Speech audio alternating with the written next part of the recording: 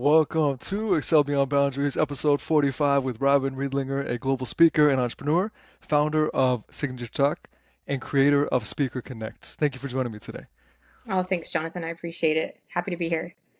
Thank you. I've got a lot of questions for you, but starting out, how did you find your path? Because I know as an entrepreneur, it's always interesting to ask how people came to find their true calling. Right. So I have told this story at a few of the events that I spoke at. This is how it started. So years ago, I was working at a speech therapy company, and every year I would host our annual company events. And on one of the days where I was setting up the conference room, nobody else was there and the lights were turned off, I had this massive vision of myself speaking on stage. I was literally rehearsing the script. And I just remember looking out into a room that I was preparing to speak to thousands of people. And yeah, it didn't make sense. I never in a million years would have thought public speaking would have some sense like chosen me. But I will admit that when I chose it, that's when everything got turned upside down for me. It actually became the Wow. hardest time of my life. It's like I had so much resistance. As soon as I chose the calling and chose the path, I had just like tremendous amount of adversity. And this is something that I recently talked about at one of the events that I was just at. Because when you choose the calling, you have to choose the change that comes with the calling, right? I like that. That's Yeah, true. yeah. Wow. Very powerful. Once you chose that path and began to make steps in that direction to become that person, you faced a lot of challenges. What were the main challenges? Just in your lifestyle or more internal? Everything, Everything. everything. Because if you think about the version of you that or the version that I saw of myself, if I really put that into perspective, I'm clearly not that version of me yet. So once I choose that version of me, now we have this massive cognitive dissonance and gap between where I am and where I need to be. And so you don't really know what changes you're going to have to go through. You just know change has to happen. And just believe this, when you choose that part of you and you put your focus and your attention on that, everything has to support that vision. And so inevitably, your one decision to change is going to impact every area of your life. So I would just say, first, I had to confront my own beliefs about the direction. Second, I had to then confront everybody else's disbelief towards me. And then I had to also, it was a full rewire, right? You have to also reprogram your actions because currently I'm taking actions that aren't leading me there yet. So I have to like think differently, be differently, operate differently. And it just change is hard. You know what I mean? So I mean, Oh yeah. first, it's always you as the adversity. Like you're fighting the version of you that you don't want to take you where you're going. That person is, he or she is maybe dying off, and now you want to rebirth this new version of you, right? And so you have to let lots of parts of you die, which means some of the relationships will also be reorganized in your life: family, friends, dating, people, all of it. That's so interesting, and it really puts things in perspective that, um, yeah, literally everything. You have to be willing to let the old version die in every aspect. The social circle, the lifestyle, the comforts, getting your, like certain things. Maybe someone enjoys getting up and having their coffee and taking their time. Maybe that's the only time you have to work on the new you. So that goes out the window. And a lot of people don't realize the sacrifices. It's many. There's many sacrifices. You will not be the same on the other side of this journey. That's the whole Uh, point. Oh yeah. Would you say that reminds me? Would you say as an entrepreneur sometimes the path can be lonely? Yeah, I think it has to be because it's the only way for you to tap into your own genius and allow it to finally give it the permission to express itself. Permission to express itself. I love that because my path has some similarities where I began, and this is to relate to you. I began with looking externally, trying to find my hand in what industry to work, what my calling was. Couldn't find it, and then I finally looked internally and figured it Yeah, out. But then once I figured that out, I expected others to see the vision and believe in it. No one did. And so then you realize, okay, I can't rely on that. It's me, it's my vision for a reason. You got to take one step in front of the other, regardless of what anybody thinks. It's a tough path. that's it. That is it. Yeah. But by staying true to your vision, you help other people stay true to theirs as well. So it keeps people in the game when you stay in the game. when you don't quit. A big part of the message I recently shared was that change is inevitable, but a lot of us avoid failure. So we're trying to avoid the one thing that's going to teach us what we need to know in order to succeed. So it's just quitting that you should be afraid of, a full on quit. I quit. When you get to that place, you've reached a total edge that for some people, maybe it is in their best interest to pivot or walk away. But for the majority, it's really just a game that requires further commitment from you to take a deeper look into what it is that you're working on and building towards. And only there will you find more answers. It's not going to be somewhere else. Maintain the project you have right now, the vision you have right now. Do not let it go, and just always come back and update and innovate. And you got me on a roll right now, but That's good. No, keep going. It's very well said. I mean, you just got to keep going. I tell people all the time, I know how to do a handstand. I learned after about 3 years how to finally do a handstand, but do you know how many times I had to not nail the handstand in order to finally nail the handstand? I mean, look at that. The whole path is failure, and then boom, you have success. And then you're like, did I just succeed? Did we just, after all those tries, did it just happen? And then you have a whole other conversation with yourself.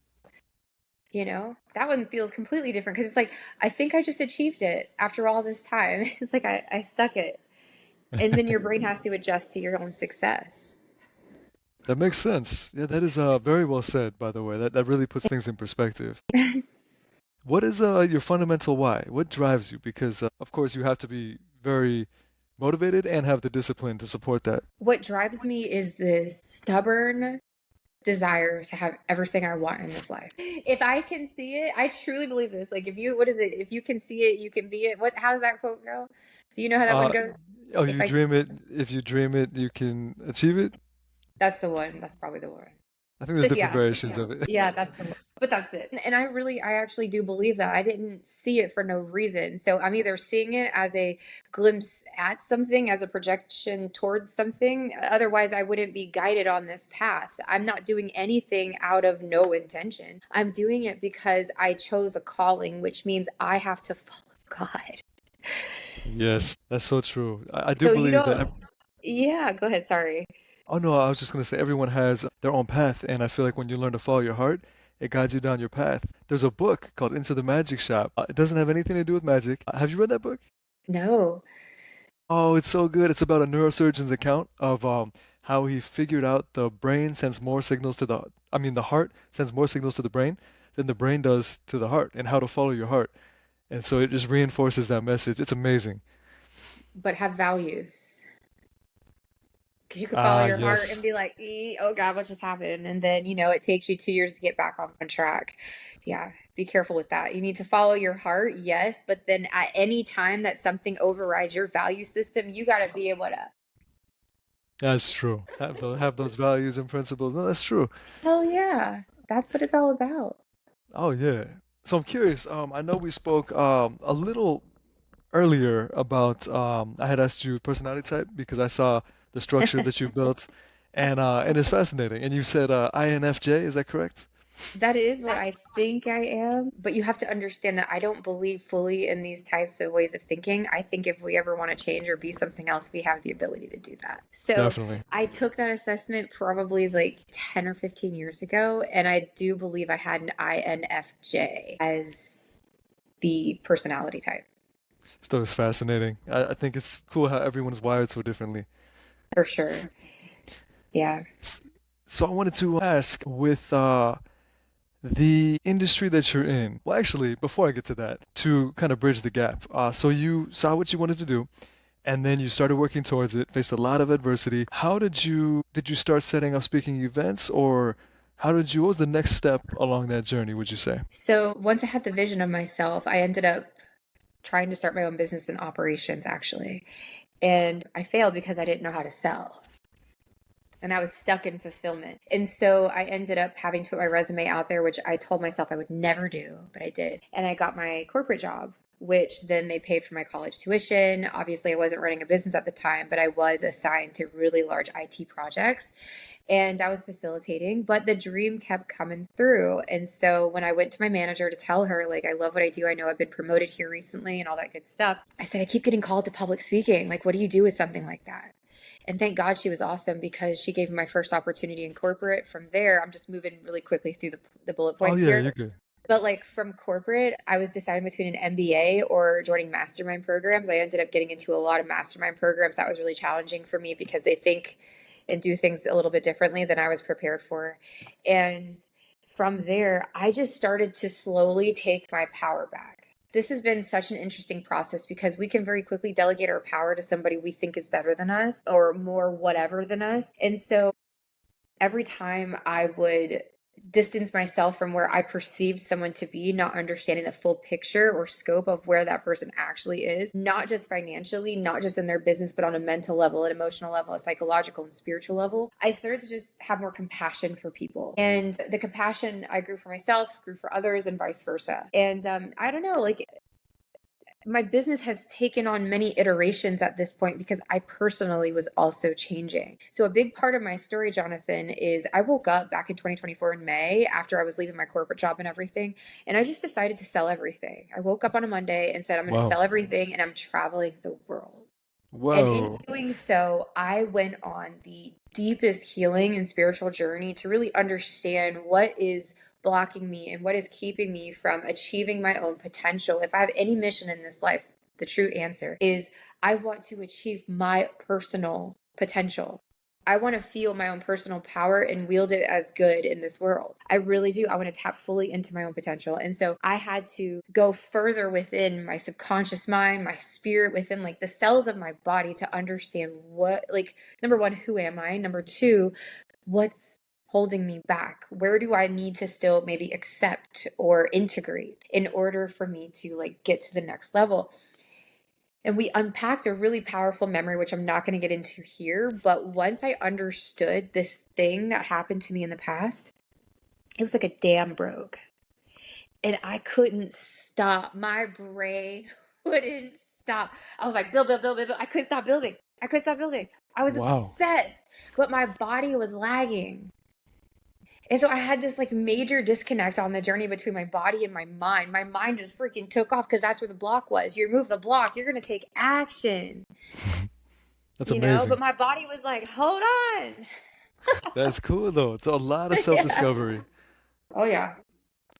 A lot of self-discovery and which led to self-actualization, self-awareness, and ultimately that dam being broken down, and then just the flood of ideas and progress. That's amazing. It's a tremendous amount of clarity. It's so clear. And you just Would, continue to remove everything. It's like you're just pruning your own tree. And you're just constantly removing the things that are either dying or don't belong there. You know, you just keep it clean and let it grow. Okay. Like this. oh, I like that it's symbolic. Yeah, literally a This. tree. Yep. That's Just cool. like that. Very symbolic though, and I love the reference to continue pruning because it's like once you've had that epiphany and you have that new level of self-awareness, it literally is just more so following your heart and fine-tuning, right? Yes. Staying in alignment.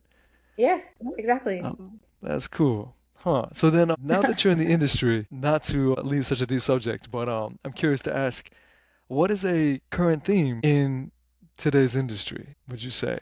Like Oh, common. okay. So obviously, well, public speaking is transferable in all industries. So people that are getting on stages, people that are stepping into thought leadership are all representing their industry. And every industry obviously has AI disrupting it fully and completely, I would imagine, or at least it's infiltrating into the industry slowly but surely. One of the biggest themes or topics that I personally want to speak to more, and I'm going to be hosting an entire event around this theme, is at what point or where does automation end and influence begin? A big question that I've had has always been around, you know, how much automation is too much automation? And then where is there a greater need for human influence? And obviously, with communication skills like public speaking, it's primarily focused on influence and the ability to influence when you speak and use your voice. And so it's really like trying to understand that intersection between AI and influence. Yeah. Oh yeah. No, that's very important in today's, where we're at with society Yeah. because I see it with every industry, with personal training.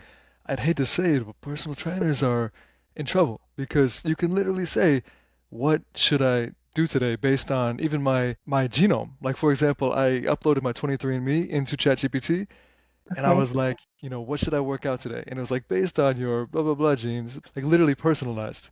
Oh. Very cool. But my point is that yeah, it's industries are in trouble. So it's cool that speaking has that human element and will always be there. Also, would you say that things are going to come full circle where people are going to get tired of the fake and want that human interaction and want that the more speaking and engagements and all of that? So I think that what's going to happen, first of all, I do believe influence is like the antidote to like AI. Human influence obviously has to be the antidote to that, right? It's the opposite in so many ways. I would say, it's an interesting question. I don't know if anybody's fully in trouble before I go further. I don't, the only part that will keep people in trouble is if we have the mindset and perspective that it's bigger than us. Meanwhile, I we're building it and we still can control it until somebody wants to take any of the regulations off of it. And a lot of maybe some of the industries aren't regulated. So I just came back from an event which is called Regulating the Game, but it's more so for gambling and casinos and what's happening in the black market. Well, every industry has this type of issue. There's something going on. And so I think the greater concern is not about what AI is capable of doing. It's the wrong people using AI that are like infiltrating the banks and infiltrating big organizations that control a lot of people's personal information. And so it can be very dangerous because data can be collected. There's a lot of awareness coming around with cybersecurity professionals, like really understanding where people are breaching into these organizations. I'm only saying that because I don't know about you, but I've had my account hacked, my cards hacked, like I've had all kinds of things hacked, and I'm not even using it in the places that it's being used. Oh wow, scary. But what was it? Could you repeat the original question so I can make sure that I answer it correctly? Oh yeah, and you did in a sense. Oh, I was just asking if you think it'll come full circle where people will want the human interaction, but then with what you said, that did have a good point where even supporting what I was saying, where I mean correcting what I was saying, that even personal trainers, the people want the interaction. So technically, yeah. it can't. So and they can't just want it. It's not really just a matter of wanting. It's actually a basic human need to have connection and interaction. So even from somebody like me who traveled solo and was in isolation for a long time, it felt like traveling alone, just doing all this like self-discovery, I found that the body and the heart and the soul still craves connection. It's actually a necessary part of our survival. So when we start to see that there's less of that in certain areas, it's actually going to reveal a very strong truth to us, just how much we actually need it, unless people are willing to make a switch to somehow like almost turn off their emotions. I think Mm, some people are not really interested in the human aspect of life. They're interested in other aspects of life. Like they would rather do life. Like that's why these types of characters and these robots start to be created, is because people would rather see themselves expressed differently, I believe. And so, yeah. Yeah. that's interesting. Wow, a lot to think about it, a lot to unpack there. Random question, just kind of a fun question in the midst of everything. With your journey, you've traveled the world, you had the corporate job, you learned how to follow your heart, reach a crazy level of, a crazy deep level of self-discovery. If there was a movie, if your journey was turned into a movie, what would the title be? I don't know. The thing that just came to mind was She Did It. She did it. Okay, that's a powerful title. I mean, that is very symbolic of the ups and downs of an entrepreneurial journey, Yeah. the challenges. I like Yeah, that. she did She it. did it. It's already done. She did it. So good luck to everybody. No, I'm just kidding. You guys, it's been fun. I love change so much. It's probably really bad. No, I can understand that. You learn. Change is constant growth. You have to adapt. Makes sense. Absolutely. Oh Yeah. yeah. With all of that being said, she did it. So what advice would she give her younger self? 10 to 15 years ago, what would you say? There's going to be a period of your life that feels like it's absolutely unbearable to get through. Every second, every moment during this period is going to be forming your character. It is imperative that you let the change take place so you can see who you become on the other side. Very powerful. That is great advice. Seriously, everybody needs to hear that because a lot of people don't understand that, it's a part of life. And when things don't go well, instead of embracing it, they need to learn to face things more head on in a sense. And yeah, no, that makes sense. Huh. That's I want to add one thing to that, if that's okay. It's Oh important yeah. to face it head on because if you don't face it head on and you're not the one that's activating the change will eventually come around to you. And then it'll be unexpected. So a part of my framework that I teach is the three different types of personas that we're going to run into. The really three big personality types, which sound nothing like the assessments out there. It's performance based, not personality based. And so the first person that anybody in any industry is going to run into is the planner, right? This is the person who is proactive about their life. They're always planning. They want to know what's next and they want to stay in front of the change as much as possible so it doesn't catch them off guard, right? They have a high awareness that change is probable in their life, right? These are good people. These are fast buyers. They know what they want. It's just how do I get to it? The second group is the procrastinator group, right? These people know change is going to happen, but they are resistant as hell to change. They're like, I'm going to push this until the last possible millisecond because I'm actually resistant to change. I am scared or afraid to change or do something differently right now. And so they push it all the way to the end and they think they thrive under pressure. It's actually not good for you. You know what I mean? Oh But then yeah. the third person is the bystander. And this person is just totally oblivious to change. They're not thinking about it. They're undecided about it because there's nothing to decide. They're just living life. Just No floating change. around. Yeah. That does seem pretty accurate though. It does. So then with that framework you created, so you help people realize which one they currently are and then help them kind of move forward, or how does that relate to your within your program or your So structure? I just taught a group. So when I do my in-person speaking, I teach that to like sales or marketing professionals just as a way to quickly identify people because sometimes we might hang out on a sales call for too long or we might be in some kind of transactional conversation that is not really going anywhere. And so it just kind of quickly guides you through the process for the person that's always asking 100 questions but just won't make a decision. Just understand what's going on behaviorally for that person, right? Because the thing is, when somebody's getting ready to make a decision and they say, I'm going to decide to change, that means their character and their actions have to back it up. And that's what most people aren't willing to do is fully step into the action of change, not just saying, well, I'm going to change. It'll be better someday. No, no. That's why it's like goes in one ear and out the other versus the person that's like, I'm ready for change. Tell me what I need to do and I'm going to go do it. And so it's just quickly identifying decision makers, people who aren't even making decisions, people who are ready to make a decision, and somebody who's probably never going to make one, but it's going to waste your time. I see. And do you believe that that could be like a phase, like people can change from one to the next, For or sure. they typically? Okay. And then if you identify that, you just typically wouldn't waste your time with one until they're ready, or in a different category, the I would other. tell that person that they have either more homework to do or they need more clarity. And if they don't want help with that, if that's something that they want to take on for themselves, like if you want to continue to go, maybe you want to go on a retreat or maybe you want to go do something because you need to go within to get some more answers before this is the right thing for you, I recommend that. Otherwise, it's your ego that thinks it wants something, but it doesn't really want it. And those people are not very committed, right?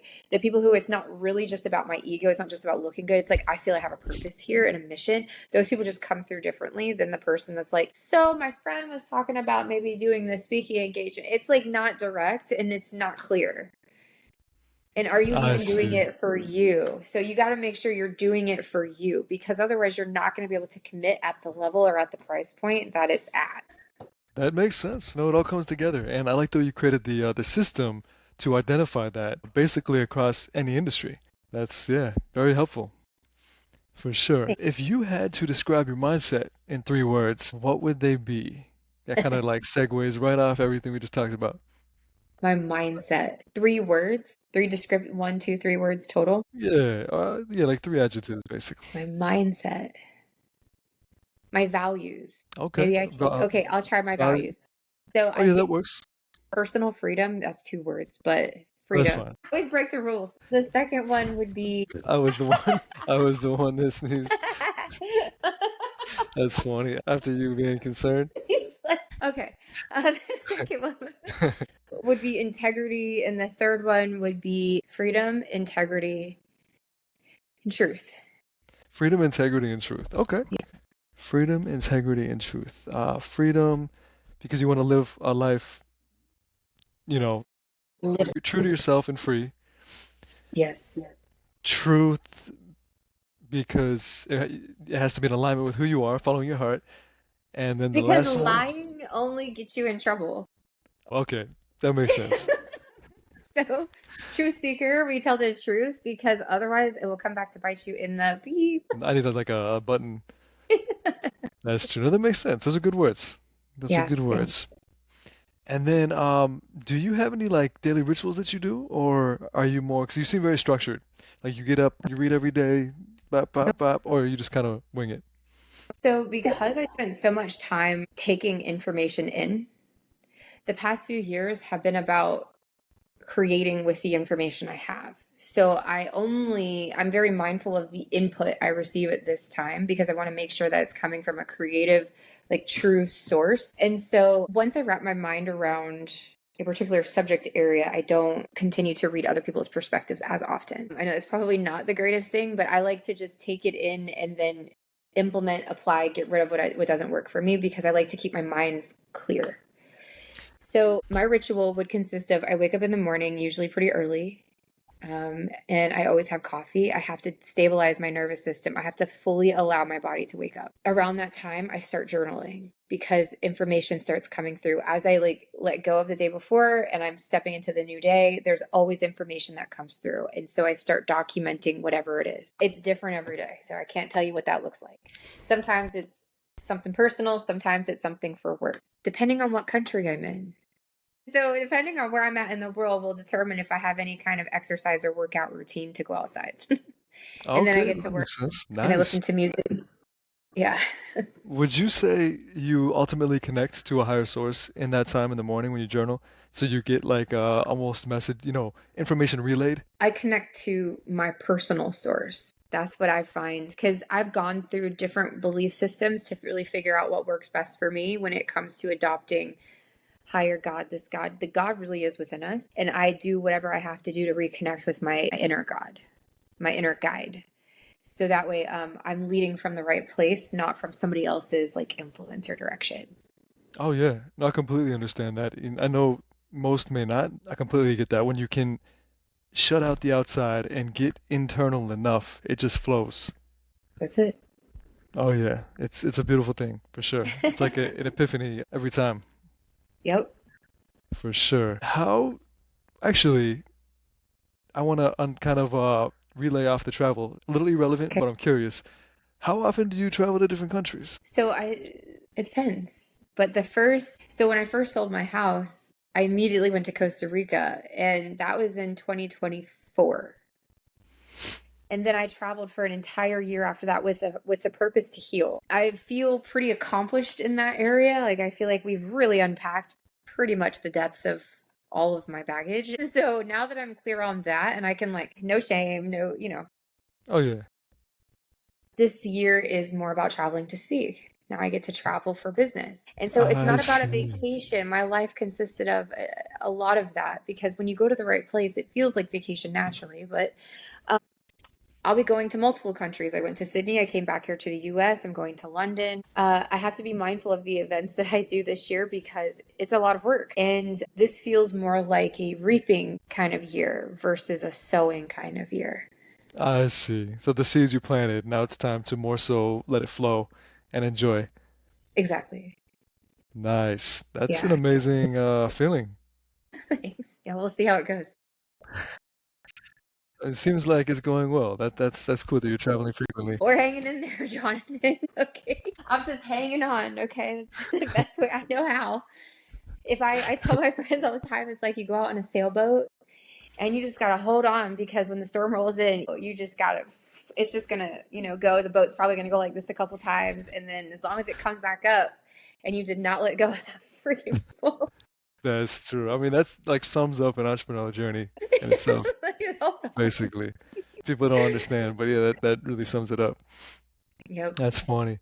We had a food business, and it is like a Hail Mary. It's so seasonal here in Sarasota.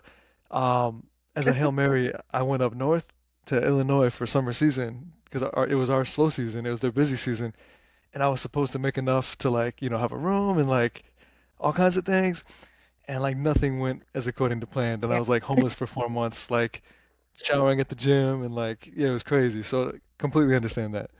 God said, just kidding. And then you like go off on this like side road and you're like, what the hell? And then somehow you still magically arrive. I don't know. Sometimes I think we miss the hand that reaches in to help us. Does that make sense? I do believe no matter where you're at on your journey, if only you could see, you have to first ask. Most of the time, you have to ask for help, send it out there and say, I need help with this. And you'd be surprised how the help comes back. But I do believe that sometimes a hand will reach in to help you and we'll be like, no, there's like, no, I don't know why that's happening. That doesn't make any sense. Like that person could never help me. Meanwhile, that was your ticket. That's a good point, honestly, And we because learned the yeah, that's true. Because I mean, at that time, I just wasn't connecting and praying for help. It was more so like, I got this, I got this, I got this, instead of just letting go. And so that's a good point. There were probably many opportunities there that could have helped. That's true, but interesting. Fun question again, kind of creative. If you could place one message on a billboard for the world to see, what would it say? change is inevitable. Change is inevitable. So they might as well change. They might as well embrace growth. Either you're going to activate the change or you're going to be a byproduct of it. You get to decide. There's no pressure on anybody in this world. Nobody else is accountable but you. So you have to decide, do I want to go ahead? You feel it. Everybody always feels the nudge that tells you you're supposed to be doing something. Everybody gets the same kind of gentle whispers, but not everybody listens. They wait until the full knockout happens. Then you're going to make a change. That's what I'm talking about. These are the procrastinators. Those ones, oh, not me. No, not me. No, it's definitely going to happen to you too. That's why I tell people, stop thinking it's not going to get you too. Yeah, It might not come through the way you expect, but as long as you're doing your absolute best every single day and you're moving in the direction of growth in your personal and professional life, I do believe great things will continue to come to you and hands will always be extended to you for help. that was no, very well said. I agree completely. No, very well said. With I wanted to ask you about Signature Talk and Speaker Connect. So starting with your Signature Talk, um, Yes. what services do you have? Like if I wanted to, if I'm a listener and I wanted to, join and speak on stage one day, how does that unfold? Yeah, so there's like a few options. There's a few combinations of containers is what I like to call them. So I have a high ticket offer, which is well, they're all kind of high ticket. The first would be the accelerator program for somebody who maybe isn't ready for one-on-one coaching, like more intense transformational coaching. They can just have access to the Signature Talk program, and basically it just runs them through the framework that helps them establish themselves fully as both a speaker in the industry and then helps them position their talk as the offer in the industry. So it's very concentrated in you and your message. From that, there's people who graduate from my program, if they're interested, are invited to speak on my stage when I host my event. And so that becomes more of a group coaching container. Some people just want the group coaching container and the stage. They don't want the one-on-one or just the accelerator. So there's like a combination of elements that I can offer depending on how the person learns, what their needs are, how fast they want to move, and how much coaching they want to receive. Then it was the power of voice that I realized that one stage is not enough for people. And so I was already actively applying to events and building my own process for how I'm personally going to get on stage. And I started getting success around that. And so I said, well, I can't, can't keep it to myself. Come on, that's not nice. And Oh so yeah. then I was like, we're just going to call it Speaker Connect. And then I was able to build an automation. It's completely coded. There's no like one platform that has it. And it again just came through in one of those visions, those downloads just came through and I just built immediately. It's like this laser comes out of my brain and I'm just like, nah. And I configure something and I'm like, oh, look, it's cool, you know? But yeah, that's Speaker Connect. And we just became a paid membership community because it was just about a year that I offered that for free. That's awesome. That's wow. So you recently, I remember when you mentioned that you recently took the step up and did that. How is that going? I think it's going great. Anytime you're transitioning, there's going to be a percentage that goes with you, and the majority probably won't. And it's because I personally have to separate myself from this free community aspect for the people closest to me. We have the group chat where, there can be the free community there, but for the people that are actively receiving events, there's an energetic shift that has to take place when there's not reciprocity. So I'm giving and I'm giving and I'm giving, and people are receiving, but nothing's coming back to me in return energetically. People are getting stages, getting Uh, opportunities, and benefiting from it, but nobody's even saying thank you. Nobody's coming back to give me results. I think you sent me a quick review. Thank you for that. I've had a couple of people that tell me, Robyn, I'm getting engagements, but because it wasn't coming back, I had to balance out the energy dynamic there. And so that's why I put it's like a low membership fee unless somebody wants to get into more of an agency, which is just an inner circle where I help them with their positioning, but not their talk. oh, okay. No, that makes sense. That's a good structure for sure. Yeah. So the high ticket, is that like 3 months or is that 6 months? How long is that? Yeah, so that's my coaching, obviously. That it ranges from 3 to 6 months. Okay. Mostly it's 3 months. That's usually enough. And some people finish sooner. So once they have everything that I teach, they just if somebody knows how they personally learn, they can do anything. You give them something, you give them a project to work on, such as your talk. And as long as you understand how to follow instructions, then you take your own creative ability and go and build it. I give you the what, not the how. I'll tell Okay. you what to do, but it's in your own ability to figure out how you're going to get there that makes it unique. I Does that make see. sense? Oh yeah, no, no, definitely. I like that because it's more true to them. It's not like you're doing it even with Ex- them. You provide the tools and Yeah. you prompt them and they create it. Yeah. Here's the goal, here's the building blocks, how to get there. Put yourself in there, but yeah, it's just a framework. It really is. Like, I'm not here to teach people necessarily how to think. I'm teaching them what to focus on. I Maybe I am teaching see. them how to think, I'm not sure. Probably a combination of things. It's just it's just these are the actions that you need to do to get to the goal. Sound good? Great. Oh yeah. You have the, yeah, nice and simplified, but it is deeper than that as well. Yes, because to unpack your story, to really understand your target audience and to build a message that truly serves others, like I think there is definitely a practice and a skill there and even an art. And some people might call it a science. Like it could be a combination of all the things that really make an incredible talk that moves the room. Yeah. Oh yeah. And then can people that aren't in the community or the course, I mean the system, can they still potentially attend your speaking event or speak on stage if they Yeah. pay, or is it only through the system? I haven't quite run into it the other way. I've invited influencers and sponsors before, but I haven't made it to where somebody's actually paying to speak on my stage because there's a part of me that feels funny about that. Might make you look bad in a sense. People might assume that you taught them and they might not be the best speaker. Well, And then, because I believe that as a speaker, you're the one bringing the value. So, because you're bringing the value and you're bringing the expertise, I think you should be compensated for that when you're invited to speak. And so that's uh, why I don't personally prefer that. That's why the training just happens to get a stage. The training, because how else can I fully make sure that you're going to get the full picture? If we're just writing a talk together and practicing on camera, that's not giving you the real experience. And guess what? Robyn doesn't have a house right now. Robyn sold her house and travels the world. So I have to get creative about how I bring people together to practice. So I'm like, y'all want to go to Dubai? Y'all want to go over here? You want to try something you've never done before and get on stage? So it's the experience that I want the to create. experience. That's Yeah. awesome. I mean, no, I see the additional layers to it now. And there is a specific demographic, but that's huge. That's what people want. The experience, the growth, and And the speaking on stage is the final, like the icing on the cake. exactly. That's cool. It's like a graduation, in a sense. Exactly. Yeah. I see it. Wow. That's cool. Well, huh. That's cool. But yeah, I curate the experience so that way you don't have to wonder what to expect when you get there because you know me personally. We've worked together like one on one, and we're going to work together all the way through the event because I want people to have a great first experience or a great experience, period. I see. No, that really is a great structure that you've created. No, definitely. So where is the next one going to be? I know you mentioned you were set on Dubai, but then Yeah, with the Bob craziness, Sway. Oh my God.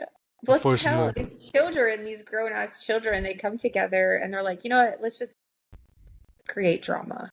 I So know. I'm just anti drama. I'd rather stay home alone. Okay, so I don't know because I have to sit with that. I have to sit with that a little bit longer and look at the news again, see the true status. Sometimes people lie. Let me see how it's really going. The event wasn't planned until the end of the year. Oh, okay. I'm sure that'll be good then. We'll find out. Unless we just entered World War III, like some people are claiming, we'll just do it virtual if we have to. We don't get to meet each other in person. We'll pretend and we'll have coffee together like this. They do actually have meetings like that, like virtual, like what's it called? Happy hour, stuff like that. Well, So I that's would actually, call it's my webinar series. It's already a plan, so I have to just allow the change to take place. And you're more than welcome to actually be one of the speakers in it if you're interested.